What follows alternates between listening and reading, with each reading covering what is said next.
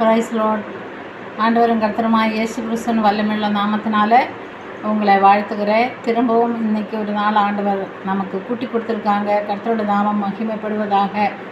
இன்றைக்கி நாம் சில காரியங்கள் தியானிக்க போகிறோம். லூக்கா 3ஆம் அதிகாரம் 9வது வசனத்தில், இப்பொழுது கோடாலி ஆனது மரத்தின் வேரில் அருகே வைக்கப்பட்டிருக்கிறது, வேர் அருகே வைத்திருக்கிறதே, ஆகையால் நல்ல கனி கொடாத மரமெல்லாம் வெட்டுண்டு அக்கினியிலே போடப்படும்.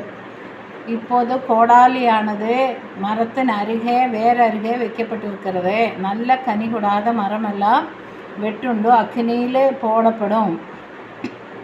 நல்ல கனி கொடாத மரமாக நம்ம இருக்கக்கூடாத, கனி கொடுக்கணும்.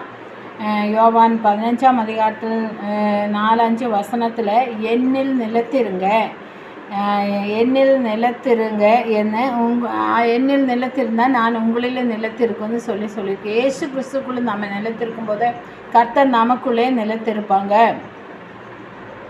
இயேசு நிலைத்திருந்தால் மட்டும்தான் நம்ம நல்ல கனி கொடுக்க முடியும். இயேசுவினே இல்லாமல் நம்ம கனியே கொடுக்க முடியாது.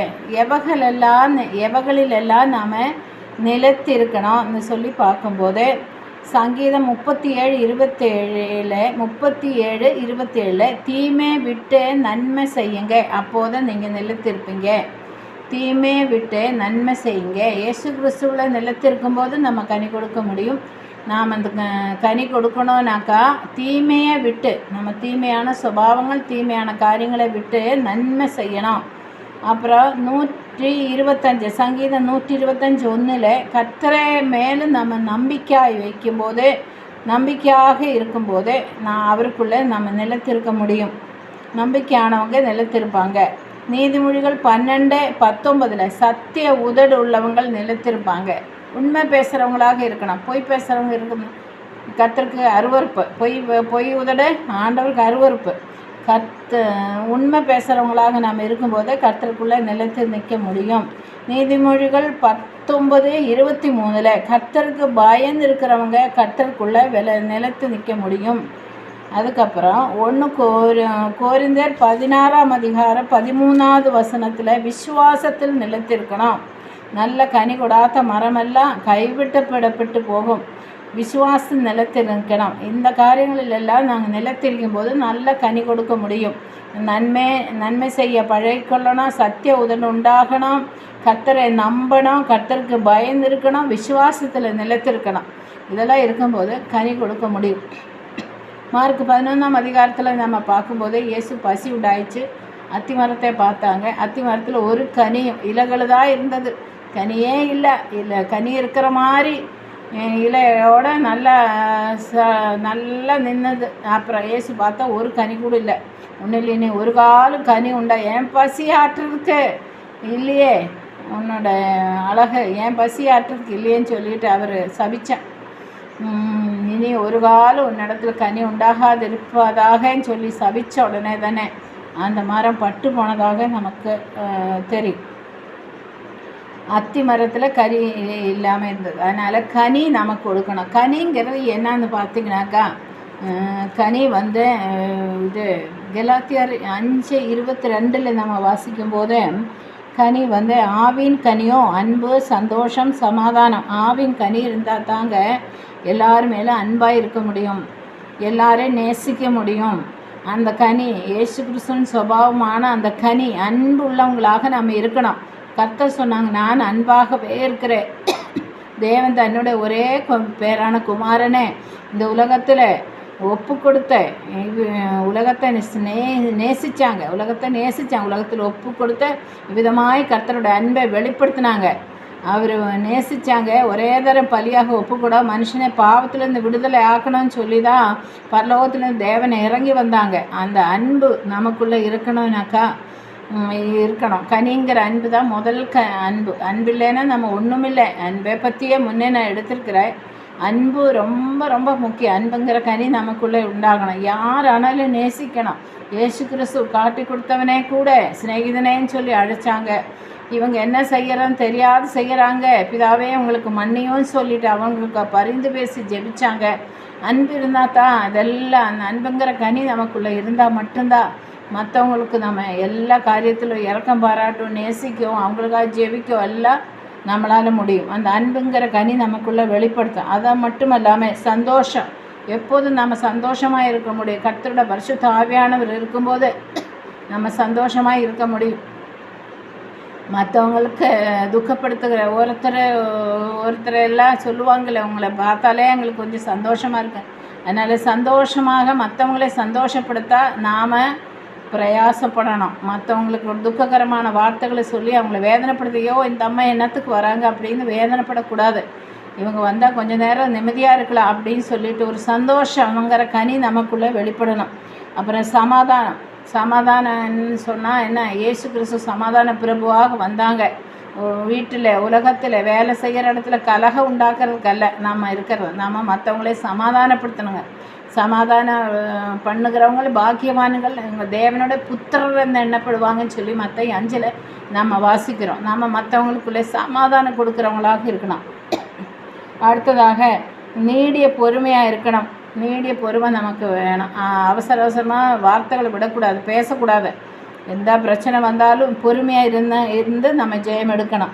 அடுத்த தயவு உள்ளவங்களாக இருக்கணும். தயவு நமக்குள்ளே வெளிப்படணும். இரக்கம் பாராட்டணும்.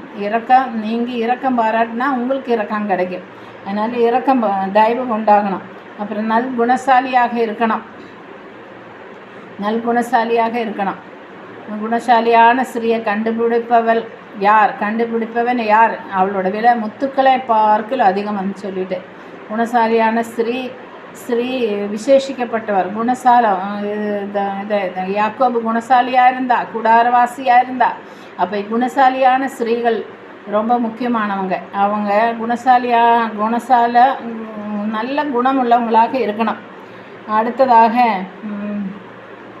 விசுவாசத்தை பற்றி தான் நமக்கு தெரியுமே. விசுவாசம் இல்லாமல் தேவனுக்கு பிரியமாக இருக்கிறதே கூடாத காரியம். செத்த விசுவாசமாக இருக்கக்கூடாது. உங்கள் விசுவாச கிரியையினால் வெளிப்படுத்தணும். கிரியை இல்லாத விசுவாசம் செத்ததுன்னு சொல்லப்படுகிறது. அதனால் விசுவாசத்தில் உறுதியாக இருக்கணும். உலகத்தை ஜெயிக்கிற ஜெயம்தான் விசுவாசம். விசுவாசிக்கிறவனால் எல்லாம் கூடுன்னு சொல்லி விசுவாசத்தை பற்றி நம்ம நிறைய தியானிச்சிருக்கிறோம். அந்த விசுவாசம் நமக்குள்ளே மற்றவங்களையும் உறுதியாக நம்ப பண்ண வைக்கணும். கர்த்தருடைய வார்த்தை சொல்லி அவங்களையும் நம்பிக்கைக்குள்ளார நம்ம நடத்தணும். விசுவாசம் நமக்குள்ளே காணப்படணும். அதுக்கு அடுத்தது சாந்தமாக இருக்கணும், பொறுமையாக இருக்கு, விட்டு கொடுங்க. 2 நாள் ஆனாலும் காத்திருங்க. பொறுமையாக சாந்தத்தோடு அமைதலாக இருக்கும்போதே பெரிய போராட்டம், பெரிய புயல் போல் எழும்புறதெல்லாம் அடங்கி போயிடும். பிரச்சனைகள் அடங்கி போயிடும். அதனால் சாந்தமாக நம்ம இருக்கணும். எல்லாத்துக்கும் மேலாக இச்சை அடக்கம் சொல்லப்படுகிறது. செல்ஃப் கண்ட்ரோல் நமக்குள்ளே இருக்கணும். இதெல்லாம் ஆவின் கனி இருந்தால், ஆவின் கனிகள் தான். இன்னும் ஏராளமான கனிகள் உண்டு. இந்த இடத்துல இவ்வளோ தான் சொல்லியிருக்குது. ஏன்னா நீதியின் கனி அப்படி நிறைய கனிகளை வேதத்தில் எழுதியிருக்குது.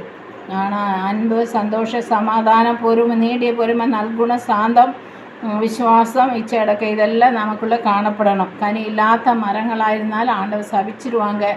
ஆண்டவர் எதிர்பார்க்குறாங்க நம்ம மேலே கனி இருக்குதான்னு சொல்லி பார்க்கும்போது கனி நிறைஞ்சவங்களாக நம்ம காணப்படணும். கடைசி காலம் ஆயிடுச்சு. கடைசி காலத்தில் இப்போ சபைகள் எல்லாம் செழிப்பின உபதேசம் தான் கொடுக்குறாங்க.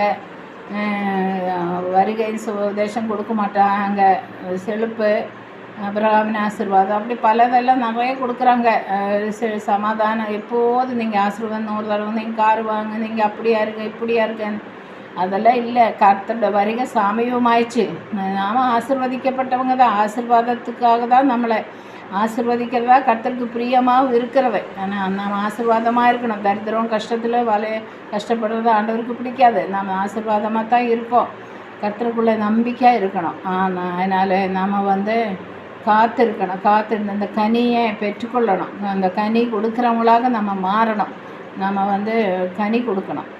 அதாவது ஆண்டவர் பார்க்கும்போது நம்மளுக்குள்ளே கனிகள், ஆண்டவர் மட்டுமில்லை, நம்ம மக்கள் சொந்த பெந்தங்கள் எல்லாம் பார்க்கும்போது நமக்குள்ளே தேவனோட அன்பு வெளிப்படணும். அந்த கனிகள் எல்லாம் நம்மளுக்குள்ளே வெளிப்படணும். அப்போ தான் நம்ம உலகத்தில் நாமளும் சமாதானமாக இருக்க முடியும். மற்றவங்களையும் சமாதானத்தோடு சந்தோஷத்தோடு நம்ம குடும்பத்திலும் காணப்பட முடியும். எல்லாருக்கும் முன்னால் நம்ம சாட்சியாக கனி இருந்தால் தான் சாட்சியாக இருக்க முடியும். கர்த்தர் இந்த வார்த்தைகளை எல்லாம் ஆசீர்வதிக்கட்டும். கோடாரியானதே மரத்துக்கு வேறு பக்கத்திலே வச்சுருக்குது. கனி கொடுக்கலன்னா வெட்டி போடுவாங்க. ஆண்டோட கோபம் எப்படிப்போ பற்றி அறிவுன்னு தெரியாது. அதனால் கடைசி காலத்தில் எல்லா காரியத்திலும் நீங்கள் வசனத்துக்கு நடுங்குங்க, பயந்து கொள்ளுங்க. வசனத்துக்கு நடுங்கிறவனே நான் நோக்கி பார்ப்பேன்னு சொல்லியிருக்காங்க. வசனம் என்ன சொல்லுதோ அது பிரகாரம் நான் வாழ கற்றுக்கொள்ளணும், கனி கொடுக்கணும், கர்த்தருக்கு பிரியமாக இருக்க நம்ம பிரயாசப்படணும். கர்த்தர் இந்த வார்த்தைகளெல்லாம் ஆசீர்வதிக்கட்டும். நாம் இப்போது ஜெபிக்கலாம். நல்ல ஆண்டவரே, நன்றியோடு உன்னை துதிக்கிறப்பா, ஸ்தோத்திரிக்கிறேன், மகிமைப்படுத்துகிறேன். ஆண்டவரே, வேறு நடிகை கோடாலி ஆனது வச்சிருக்குது. இந்த வரை கனி கொடுக்கலன்னா வெட்டி போடுவேன்னு சொன்னீங்களே சுவாமி. எங்களுக்குள்ளே கனி கொடுக்குற ஒரு பாக்கியம், ஒரு சுபாவங்கள் விரட்டும், தீமையெல்லாம் விட்டு விலகட்டுமாப்பா. அசுத்தங்களை, இந்த உலகத்துக்கு ஆசை பாசங்கள் எல்லாம் நாங்கள் விட்டு விலகணும். கர்த்தருமே நம்பிக்கையாக இருக்கணுமாப்பா. சத்திய உதடங்களுக்குள்ளே உண்டாகணும். கர்த்தருக்கு பயந்துக்கிற பயம் உண்டாகணும். விசுவாசத்தில் உறுதியாக இருக்கணுமாப்பா. சோதராண்டவரே அப்பா, அவனுக்குள்ளே நிலைத்திருந்தா ஆண்டவரே, நீர் எனக்குள்ளே நிலைத்திருந்தால் நாங்கள் மிகுந்த கனிகளை கொடுப்பேன்னு சொன்னீங்க. இயேசுக்குள்ளே நாங்கள் நிலைத்திருக்கணும் அப்பா. ஒரு நாளும் அந்த கனி இல்லைன்னு சொல்லிட்டு வெட்டி போடுற மாதிரி நாங்கள் வச்சுக்கக்கூடாது. இயேசுக்குள்ளே நிலைத்திருக்கணும் அப்பா. அப்போ தான் நாங்கள் மிகுந்த கனியை கொடுக்க முடியும். கர்த்தர் அந்த வார்த்தைகளை எல்லாம் கேட்குறவங்கள அத்தனை பேரை ஆசீர்வதிப்பீராக. இங்கே எல்லாம் கனி கொடுக்குறவங்களாக இருக்கிறாங்கன்னு சொல்லிட்டு சாட்சி கேட்க கர்த்தர் எனக்கு உதவி செய்யும்படியாக ஜெபிக்கிறேன். நாமத்தை மாத்திரம் ஆண்டவரே சோத்திரம், நாமத்தை மாத்திரம் மகிமைப்படுத்தி கொள்ளுகிறேன். இயேசுவின் நாமத்தினால பிதாவே, ஆமேன்.